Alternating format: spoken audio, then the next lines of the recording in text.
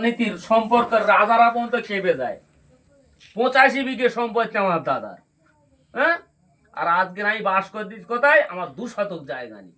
2 শতক মানে কি, আমার বাপ যখন বেঁচে ছিল আমি তখন 20 বিঘে চোখই দেখতিলাম, কানে শুনতিলাম যে এই জায়গা আমার গা, ওই জায়গা আমার গা, এই জায়গা আমার গা। হ্যাঁ, আর যদি সাত দেওয়ার মতন লোক থাকতো, আর যদি আমি সৎ পাতুম, তাহলে আমি সাদের জায়গা মতন ঠিক দাঁড়িয়ে যেতাম।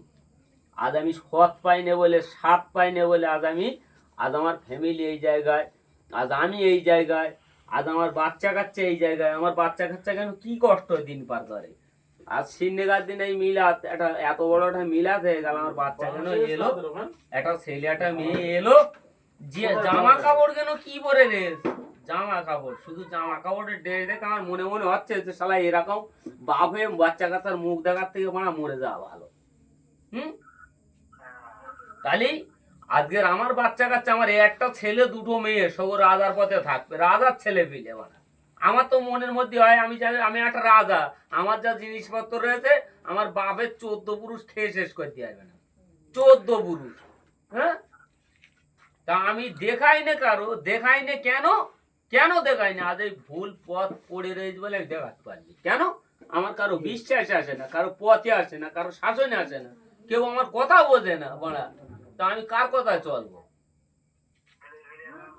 তাইলে তাহলে আমার বাচ্চা কেন যদি বোঝার মতন হয়, পরিণামে একদিন বসবো যে আমার বাচ্চা কেন বোঝার মতন হয়েছে, তাকে প্রতিশোধ আমি দেখে দেওয়াবো, তাকে রাস্তায় আমি তুলে দেওয়াবো। ভালো রাস্তায় হোক, খারাপ রাস্তায় হোক, আমার নিজের স্বয়ং চোখে আমি দেখে দেবো। তাহলে আজকের আমার করলো কি? আজ আমার ভিটে বাড়ি সেই ঝাঁক ছিল তাই হয়ে রে, অথচ নিজের ভিটে ঘর বাড়ি নিজের ভাইদের কাছে মানে 15,000 20,000 টাকা খরচ করে সেই ঘর আমার ছোট ছোট ভাইদের কাছে মানে 6,000 টাকায় দিয়ে দিতে হচ্ছে। কেন? আজ ঘর কেন সব উই পোকায় খেয়ে যাচ্ছে।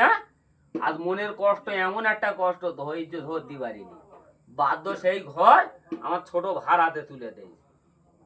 তাহলে বলো, আজ তুমি আমার এই বিকেল বেলা যে আমোদি আর কি করো, তো আমি সত্যি কথা আমার খুব মনে মনে রাগ হচ্ছিল বলে আমি কে বুঝতে পারিনি যে তুমি।